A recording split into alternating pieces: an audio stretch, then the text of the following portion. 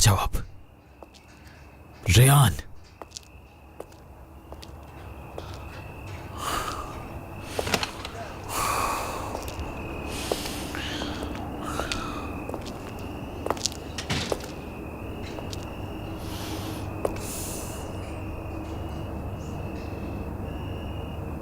तुम हमें उधर से देख रहे थे और मैंने देख लिया था।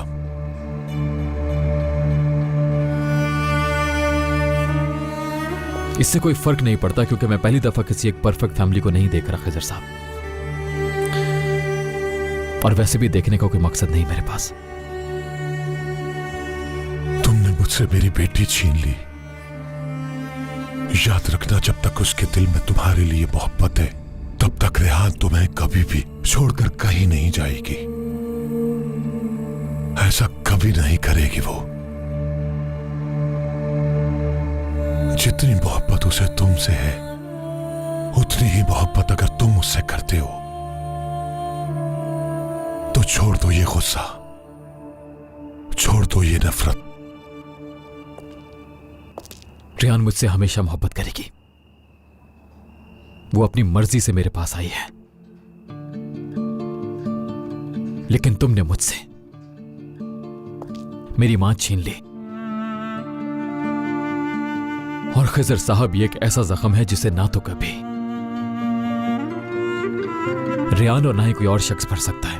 इस दुनिया में कोई भी नहीं है ऐसा। और जब जब मैं तुम्हें देखता हूं तो मेरा जख्म ताजा हो जाता है। मेरी एक बात तुम याद रखना मीरान, कभी भी उसे अपनी फैमिली और अपने दरमियान चूज करने का मत कहना। उसके दिल के एक हिस्से को उसके दूसरे हिस्से से कभी जुदा मत करना, वो टूट जाएगी। ये मैं अपने लिए नहीं कह रहा बल्कि उसकी मां और उसकी बहन के लिए कह रहा हूं। मैं अच्छी तरह जानता हूं कि रेयान वहां खुश नहीं रह सकती।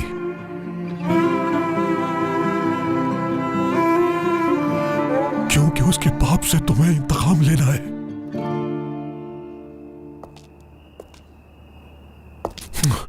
छोड़ दो ये इंतकाम। तुम्हारे सामने एक दुश्मन नहीं, बाप बनकर आया हूं। मैं अपने लिए नहीं बल्कि अपनी बेटी के लिए मांग रहा हूं। और मैंने तुमसे कोई झूठ नहीं बोला। मैं बेकसूर हूं, मैंने कुछ नहीं किया है, यकीन करो। मैंने कभी भी न तुम्हें और ना तुम्हारे खानदान को नुकसान पहुंचाने की कोशिश की है। मीरान,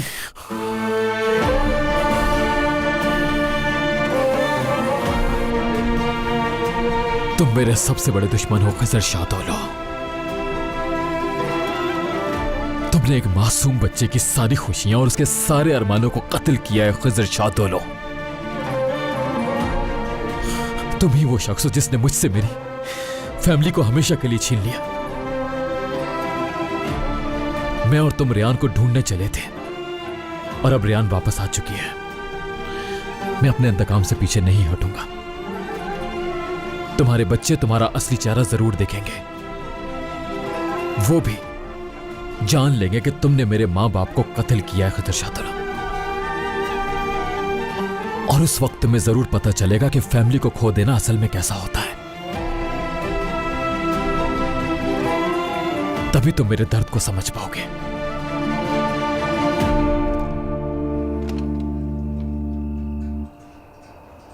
मीरान भाई, अरे देखो तो कौन आया है। आप मुझसे मिलने क्यों नहीं आए मीरान भाई? आपको मेरी याद नहीं आती क्या? ऐसा कैसे हो सकता है गुल? मैं तो तुम्हें बहुत याद करता हूँ। तुम्हारी आप ही तुम्हारी अम्मी से मिलने आई और मैं तुमसे मिलने आया हूँ। तो इसका मतलब मुझे रातों को नहीं सोना चाहिए क्योंकि आप लोग तो रात में आते हो ना। ये तो गलत बात है ना। अगर तुम सोओगी नहीं तो बड़ी कैसे होगी तुम? मैं बड़ी नहीं होना चाहती मीरान भाई, क्योंकि मैं बड़ी हो गई तो अम्मी पापा बूढ़े हो जाएंगे और मैं नहीं चाहती कि मेरी अम्मी पापा जल्दी बूढ़े हों। गुल बेटा, तुम इधर आओ मेरे पास।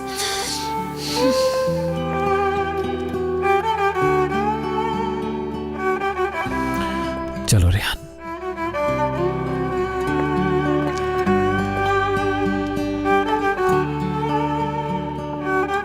वादा मुझसे पूरा करने के लिए मीरान भाई, और आप ही को वापस लाने के लिए बहुत शुक्रिया।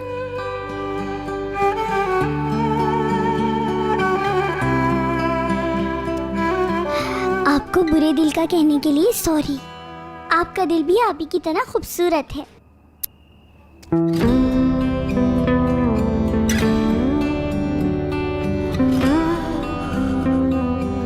जो वादे तुमसे और तुम्हारी आपी से किए उनको जरूर पूरा करूंगा।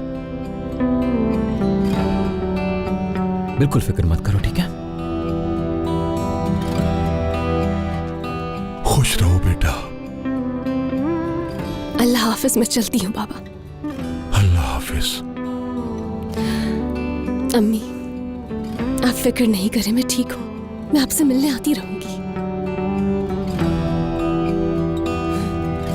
गुल, अपनी साइकिल का बहुत ख्याल रखना तुम, ठीक है?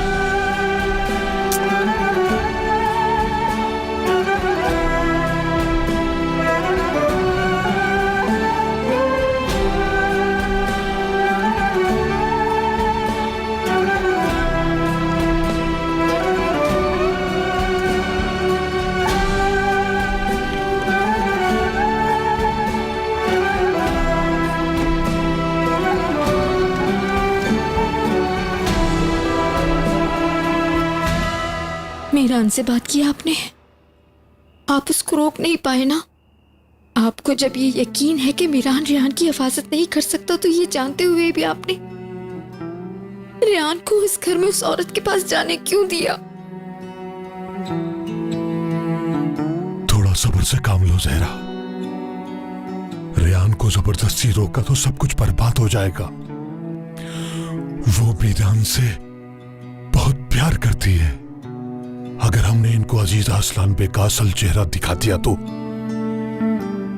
ये हवेली से अलग हो जाएंगे। हम जाकर भी कुछ नहीं कर सकते हैं जहरा, इसलिए हमें सब्र करना होगा और वक्त का इंतजार करना होगा। इंशाल्लाह सब ठीक हो जाएगा। मीरान ने तो आपको कुछ नहीं कहा। खिजर साहब, आप ये कैसे कह सकते हैं? मीरान दोबारा वही बातें कर रहा था, लेकिन तुम फिक्र मत करो जहरा, मुझ पर भरोसा रखो, मैं सब ठीक कर दूंगा। सब्र करो बस।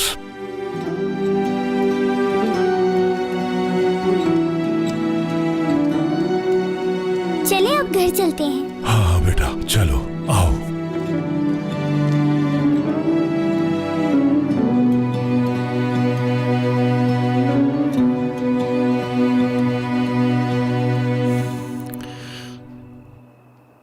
तुम्हें भूख लगी है क्या? कुछ खाओगी तुम? अस्मा खाला से कहता हूँ कुछ बना कर ले आएंगी।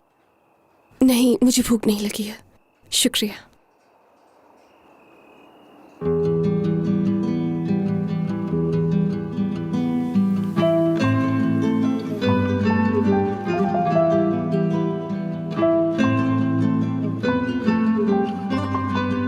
मैं ऐसा दोबारा कभी नहीं होने दूंगा रेहान।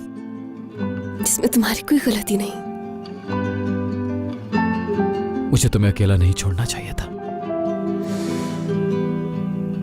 मुझे बिल्कुल अंदाजा नहीं था मेरी दादी इस हद तक पहुंच जाएंगे और जाकर हवेली पर अटैक कर देंगी वो। लेकिन तुम ये शुक्र करो कि कुछ हुआ नहीं मीरान, सब कुछ ठीक है। रेहान, तुम्हारे साथ ये सब करने वालों को हिसाब देना होगा। मैं एक एक से हिसाब लूंगा।